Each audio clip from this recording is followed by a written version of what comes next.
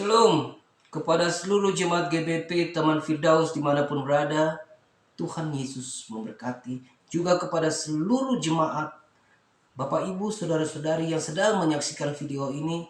Tuhan Yesus memberkati. Saya juga mengucapkan terima kasih kepada Bapak Gembala GBP teman Firdaus, Bapak Dr. Andi Lukman Jonathan MTH bersama keluarga, bersama ibu, anak, mantu, dan cucunya. Shalom, Tuhan Yesus memberkati kita semua. Baiklah Bapak Ibu, Saudara-saudari yang dikasihi di dalam nama Tuhan Yesus, hari ini saya diberikan kesempatan untuk menyampaikan kebenaran firman Tuhan. Namun sebelum saya menyampaikan kebenaran firman Tuhan pada saat ini, marilah kita bersatu hati di dalam doa. Allah pencipta langit dan bumi, hamba bersyukur mempunyai Allah yang luar biasa. Karena begitu kasih-Mu atas hidup umat ciptaan-Mu. Engkau mengorbankan hidup-Mu untuk menebus dosa kami. Saat ini kami akan mau belajar kebenaran firman-Mu. Ampuni hamba, layakkan, tahirkan, dan kuduskan hamba. Biarlah Roh Kudus menuntun hamba dalam menyampaikan firman-Mu. Siapkan hamba Tuhan, setiap kuasa kegelapan yang mau mengganggu di saat menyampaikan firman ini, hamba tolak di dalam nama Tuhan Yesus. Berkati jemaat-Mu yang sedang mendengar firman ini. Biarlah firman ini boleh ditabur, dan ditanam, bertumbuh dan menghasilkan buah ya Bapa. Dalam nama Tuhan Yesus, hamba berdoa dan mengucap syukur kepadamu. Haleluya. Amin. Baiklah Bapak Ibu, Saudara-saudari yang dikasihi di dalam nama Tuhan Yesus. Tidak terasa hampir sebulan kita tidak bertemu. Hari ini saya merasa sukacita, merasa semangat sekali untuk menyampaikan kebenaran firman Tuhan. Hari ini kita akan sama-sama belajar satu kebenaran firman Tuhan dari kitab Perjanjian Baru. Dalam kitab Perjanjian Baru dalam 1 Yohanes 4 ayat 7 sampai 9. Dalam kitab Perjanjian Baru dalam 1 Yohanes 4 ayat 7 sampai 9. Lembaga Alkitab Indonesia memberikan tema dengan judul Allah adalah kasih. Saya akan membacakan buat Bapak Ibu Saudara-saudari. Ayat yang ke-7 di sini dikatakan, "Saudara-saudaraku yang kekasih, marilah kita saling mengasihi sebab kasih itu berasal dari Allah. Dan setiap orang yang mengasihi lahir dari Allah dan mengenal Allah." Ayat yang ke-8, "Barang siapa tidak mengasihi, ia tidak mengenal Allah, sebab Allah adalah kasih." Ayat yang ke-9, "Dalam hal inilah kasih Allah dinyatakan di tengah-tengah kita, yaitu bahwa Allah telah mengutus anaknya yang tunggal ke dalam dunia supaya kita hidup olehnya." Demikian jauh pembacaan firman Tuhan pada saat ini. Berbahagialah kita yang mendengarnya dan boleh melakukannya dalam kehidupan kita sehari-hari. Baiklah Bapak Ibu Saudara-saudari yang dikasihi di dalam nama Tuhan Yesus, hari ini saya memberikan tema tentang kasih. Jadi Bapak Ibu Saudara-saudara, secara umum kasih dapat diartikan sebagai suatu keadaan di mana adanya perasaan sayang, merasa suka kepada sesuatu, baik itu kepada manusia maupun kepada benda-benda. Secara sepintas, kata kasih juga mempunyai arti yang sama dengan kata cinta, yang berarti ada rasa suka, rasa sayang, berharap, dan ingin kepada sesuatu. Kata kasih dan cinta mempunyai unsur yang sama, tetapi kata kasih itu lebih dalam dari cinta. Karena mencintai hanya dapat dilakukan kepada sesuatu atau seseorang yang sudah atau pernah dilihat atau dikenal. Sedangkan kasih atau mengasihi dapat dilakukan kepada sesuatu yang belum pernah dilihat atau belum pernah dikenal. Seperti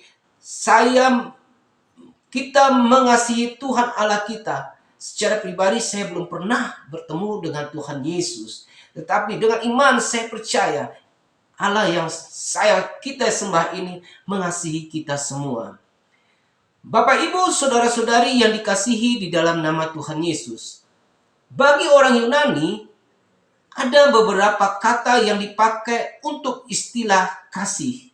Yaitu, yang pertama ada storge, yaitu kasih dalam keluarga, terutama kasih ibu kepada anak-anaknya.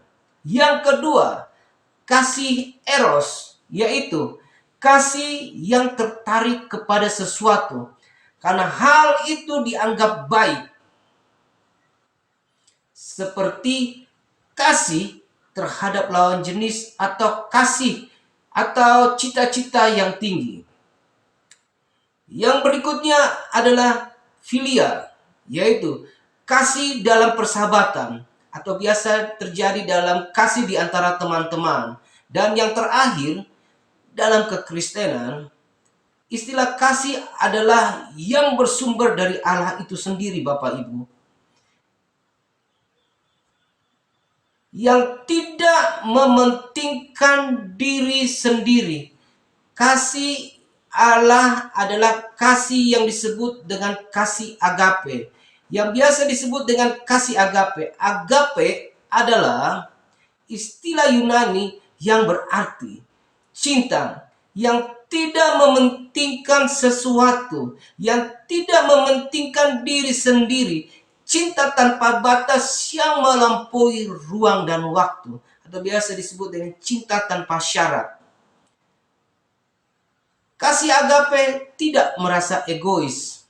Dalam tradisi Kristen, agape berarti cinta yang bersifat total, yang diidentikan dengan cinta Tuhan terhadap umat-umatnya. Bapak, Ibu, saudara-saudari yang terkasih di dalam nama Tuhan Yesus, kehidupan kita di atas muka bumi ini seringkali diterpa oleh berbagai macam masalah, pergumulan, ada masalah keuangan, sakit penyakit, masalah-masalah yang lain, masalah finansial, masalah pekerjaan, dan berbagai masalah-masalah yang lainnya. Tetapi hari ini saya mau mengatakan buat Bapak, Ibu, saudara-saudari, apapun masalah Bapak, Ibu, saudara-saudari, berdirilah kokoh, tetap percaya kepada Yesus, dan milikilah kasih. Alkitab berkata dalam 1 Korintus 13 ayat 2, sekalipun aku mempunyai karunia untuk bernubuat dan mengetahui segala rahasia dan memiliki seluruh pengetahuan, dan sekalipun aku memiliki iman yang sempurna untuk memindahkan gunung, tetapi jika aku tidak mempunyai kasih, aku sama seperti tidak berguna. Jadi Bapak, Ibu, saudara-saudari yang dikasihi di dalam nama Tuhan Yesus, kalau kita baca dalam Alkitab Perjanjian Baru, mulai dari kitab Matius sampai kepada kitab yang terakhir Wahyu, kita akan mendapatkan kata pengharapan ditulis kurang lebih 85 kali. Kalau kata kebenaran dicatat kurang lebih 230 kali. Sedangkan kata kasih ditulis kurang lebih 258 kali. Itulah sebabnya kunci berkemenangan dalam orang Kristen adalah memiliki kasih. Firman Tuhan dalam 1 Korintus 13 ayat 13 di situ dikatakan, demikian tinggal ketiga hal ini, yaitu iman, pengharapan, dan kasih. Dan yang paling besar di antaranya adalah kasih. Kasih bukan didasari oleh karena kasihan, tetapi kasih ditujukan untuk mendidik dan untuk mendisiplinkan supaya menjadi hidup lebih baik, mendisiplinkan sikap umatnya dari hidup yang tidak baik menjadi hidup yang benar. Jadi Bapak, Ibu, saudara-saudari yang dikasihi di dalam nama Tuhan Yesus, sebagai orang percaya, kita sangat bersyukur Karena kita memiliki Allah yang luar biasa, yang memiliki kasih. Karena Allah adalah kasih itu sendiri. Kasihnya kepada umat-umatnya. Karena kasih Allah sungguh luar biasa yang mengajarkan untuk kita saling mengasihi. Bapak, Ibu, saudara-saudari yang dikasihi di dalam nama Tuhan Yesus. Jika di luar sana ajaran-ajaran lain mengajarkan untuk memusuhi dan menjauhi musuhnya, tetapi kekristenan memiliki satu terobosan, satu langkah lebih maju. Kita diajarkan bukan saja untuk mengasihi musuh kita, tetapi kita wajib berdoa untuk musuh kita dan kita melakukan yang terbaik buat musuh kita. Dalam Roma 12 ayat 20 di situ dikatakan, tetapi jika seterumu lapar, berilah dia makan. Berilah dia makan. Jikalau ia haus, berilah dia minum. Dengan berbuat demikian, kamu menumpukan bara di atas kepalanya. Jadi, Bapak, Ibu, saudara-saudari yang dikasihi di dalam nama Tuhan Yesus, dari pembacaan perikop di atas ini, muncul sebuah pertanyaan. Kenapa kita harus mengasihi? Kenapa kita harus mengasihi? Yang pertama, karena kasih berasal dari Allah. Karena kasih berasal dari Allah. Dalam pembacaan dalam teks tadi dalam 1 Yohanes 4 ayat 7 di situ dikatakan, saudara-saudaraku yang kekasih, marilah kita saling mengasihi sebab kasih itu berasal dari Allah, dan setiap orang yang mengasihi ia lahir dari Allah dan mengenal Allah. Jadi, kenapa kita harus saling mengasihi? Karena kasih berasal dari Allah. Kasih yang berasal dari Allah inilah yang disebut agape. Kasih yang tidak mempedulikan tanpa syarat. Sehingga ketika kita berbuat dosa, Yohanes 3 ayat 16 mengatakan, karena begitu besar kasih Allah akan dunia ini, yang mengaruniakan anaknya yang tunggal, supaya barang siapa yang percaya kepadanya tidak binasa, melainkan memperoleh hidup yang kekal. Yang kedua, kenapa kita harus saling mengasihi? Mengasihi adalah sebuah perintah. Dalam pembacaan tadi, dalam ayat yang ke-8 di situ dikatakan, barang siapa tidak mengasihi, ia tidak mengenal Allah, sebab Allah adalah kasih. Ketika seorang ahli Taurat bertanya kepada Yesus, Guru, hukum manakah yang terutama dalam hukum Taurat? Jawab Yesus kepadanya, kasihilah Tuhan Allahmu dengan segenap hatimu, dan dengan segenap jiwamu, dan dengan segenap akal budimu. Itulah hukum yang terutama dan yang pertama. Dan hukum yang kedua yang sama dengan itu adalah kasihilah sesamamu manusia seperti dirimu sendiri. Pada kedua hukum inilah tergantung seluruh hukum Taurat dan kitab para nabi. Ditulis dalam Matius 22 ayat 37 sampai dengan 38. Yang berikutnya, kenapa kita harus saling mengasihi? Yaitu kasih menunjukkan bukti seseorang telah lahir baru. Ketika seseorang sudah lahir baru, hidup di dalam Tuhan, maka dia akan sendirinya akan meninggalkan kehidupan lamanya. Kalau kita membaca dalam Alkitab, kesaksian dari Paulus, sebelum dia dipilih menjadi seorang rasul, dia adalah seorang pembunuh. Dia adalah seorang yang sangat luar biasa. Dia mencari pengikut-pengikut jalan Tuhan dari rumah ke rumah untuk membinasakan, untuk membunuh dan diadili. Dalam Kisah Rasul 22 ayat 20, ketika Stefanus dibunuh, Rasul Paulus ada di situ dan sedang menjaga pakaian yang dipakai oleh Stefanus. Stefanus dibunuh karena kesaksiannya tentang Yesus. Tetapi ketika Paulus diubah, dia mengenal, dijamah oleh Tuhan Yesus, maka kehidupannya berubah. Yang awalnya seorang pemarah, seorang yang ingin mencari dan membunuh umat Tuhan, malah ia menjadi seorang penginjil yang luar biasa, pemberita firman Tuhan. Makanya dalam Filipi 3 ayat 7-8, kesaksian Paulus ini mengatakan, ayat yang ke-7, tetapi apa yang dahulu merupakan keuntungan bagiku, sekarang kuanggap rugi karena Kristus. Malahan segala sesuatu kuanggap rugi karena pengenalan akan Kristus Yesus Tuhanku lebih mulia daripada semuanya.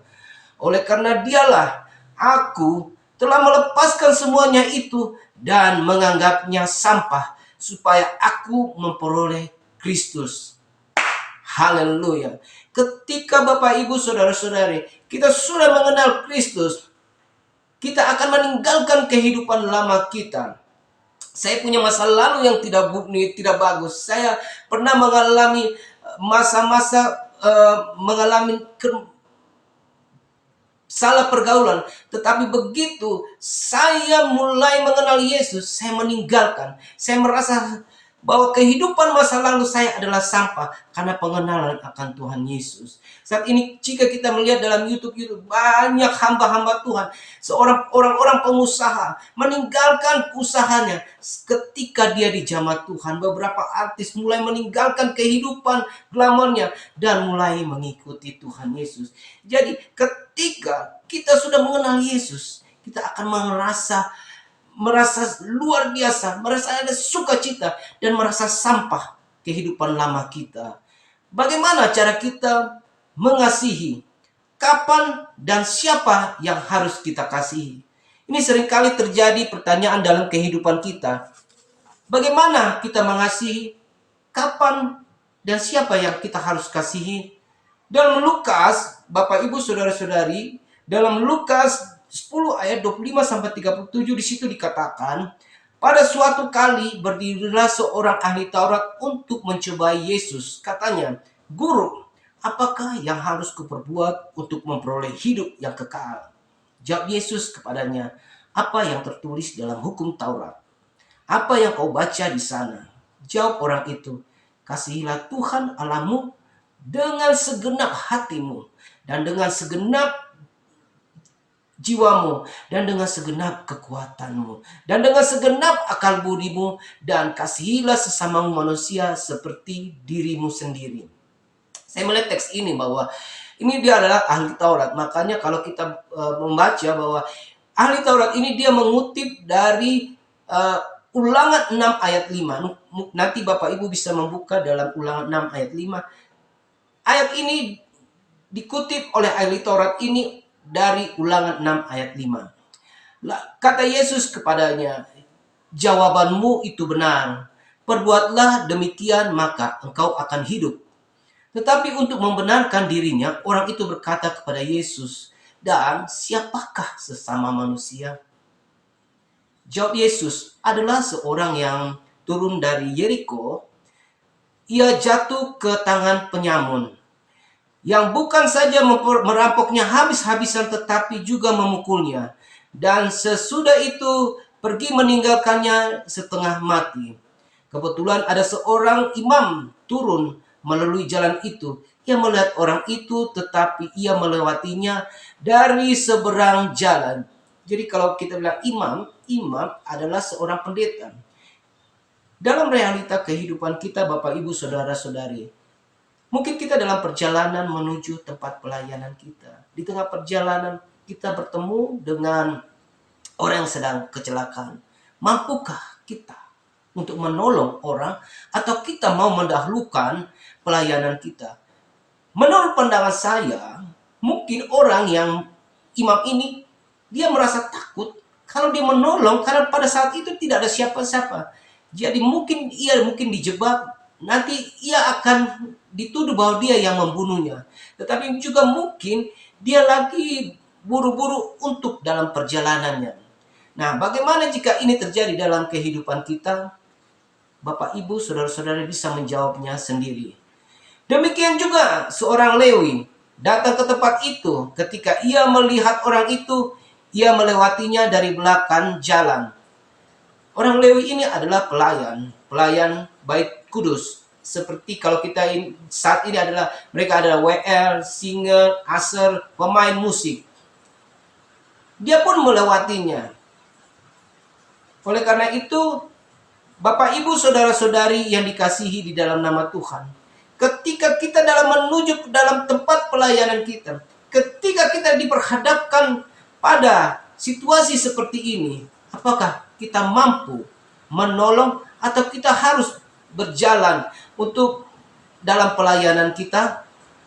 Bapak, Ibu, saudara-saudari bisa menjawabnya. Lalu datang seorang Samaria yang sedang dalam perjalanan ke tempat itu. Ketika ia melihat orang itu, tergerak hatinya oleh belas kasihan. Garis bawahi belas kasihan. Saya merasa bahwa ketika kita sudah lahir baru, kita memiliki kasih yang didasari oleh belas kasihan, maka orang Samaria ini, dia adalah seorang pengusaha. Dia sedang berdagang, tetapi dia melewati dan melihat dengan memiliki hati yang luar biasa, mempunyai belas kasihan. Dia pergi kepadanya, lalu membalut luka-lukanya. Sesudah ia menyiramnya dengan minyak, dan kemudian ia menaikkan orang itu ke atas keledai tunggangannya sendiri, lalu membawanya kepada penginapan. Seterusnya, dan terakhir, siapakah di antara ketiga orang ini menurut pendapatmu adalah sesama manusia dari orang yang jatuh ke tangan penyamun itu? Jawab orang itu, orang yang telah menunjukkan belas kasihan kepadanya. Kata Yesus kepadanya, pergilah dan berbuatlah demikian. Nah, bagaimana kita bisa mengasihi? Kita bisa mengasihi. Kita membuka hati kita, membuka mata kita. Mungkin dengan orang-orang di sekitar kita, kita mengasihi. Bukan dengan kita harus melakukan sesuatu. Mungkin dengan kata-kata kita, mungkin dengan sikap kita, kita mengasihi. Sehingga karakter Kristus itu hadir dalam kehidupan kita. Karakter yang ada di sekitar, karakter Kristus ada di hadapan kita, sehingga kita bisa melakukan kepada siapa saja. Bukan kita harus menunggu seseorang terluka atau seseorang sedang dalam kecelakaan baru kita menolong. Tetapi mungkin dalam lingkungan kita, dalam keluarga kita, adik kakak atau ponakan atau sepupu atau orang-orang yang ada di rumah atau di kantor kita, kita melakukan dengan mengucapkan kata-kata yang baik, kata-kata yang sopan. Kita menyapa mereka dengan penuh kasih sayang. Kapan kita mengasihi? Jadi kapan kita harus mengasihi? Adalah setiap waktu. Tugas kita adalah mengasihi setiap waktu. Tuhan mengajarkan bukan hari ini saja kita melakukan mengasihi orang, besok saja, atau lusa saja, atau tahun depan saja, atau tahun kemarin saja. Tetapi setiap saat kita harus melakukan mengasihi sesama manusia dan mengasihi Tuhan kita. Dan siapakah yang kita harus kasih? Yang jelas, yang pertama adalah Tuhan kita Yesus Kristus. Yang kedua adalah sesama kita. Artinya semua orang, karena kita adalah satu ciptaan Tuhan. Demikian jauh firman pada hari ini. Semoga kita diberkati firman ini, sehingga kasih, sukacita, damai sejahtera turun ada dalam kehidupan kita, sehingga kita boleh melakukan kasih yang sudah diajarkan Allah kepada kita, untuk kita mengasihi sesama kita, terutama kita mengasihi Tuhan Allah kita. Dan jangan lupa, kita juga harus mengasihi musuh kita. Amin untuk firman Tuhan. Baiklah, mari kita bersatu hati di dalam doa. Terima kasih Tuhan Yesus, Engkau Allah yang luar biasa, yang sudah mengajarkan kami untuk mengasihi. Ampunilah kami Tuhan, jika dalam perjalanan hidup kami seringkali melupakan mengasihi sesama kami. Hari ini kami berada di hadapan-Mu, kami berjanji untuk mengasihi Engkau dengan sekuat tenaga kami, dengan kekuatan kami, dan mengasihi sesama kami, terutama musuh kami ya Bapa. Hamba berdoa untuk Gereja GBP Taman Firdaus berserta jemaatnya. Tuhan Yesus memberkati. Yang sakit Engkau sembuhkan, yang lemah Engkau kuatkan ya Bapa. Hamba berdoa buat Bapak Andi Lukman Jonathan berserta keluarga, bersama Ibu Popi, anak mantu dan cucunya. Tuhan berkati, berikan kesehatan, umur yang panjang, jauhkan segala sakit penyakit ya Bapa. Terima kasih Tuhan. 1 minggu ke depan hamba menyerahkan kehidupan kami ke dalam tangan-Mu. Biarlah kasih, sukacita, damai, sejahtera ada dalam kehidupan kami ya Bapa. Terpuji nama-Mu Bapa, dahulu, sekarang, sampai selama-lamanya. Haleluya. Amin. Shalom. Tuhan Yesus memberkati kita semua.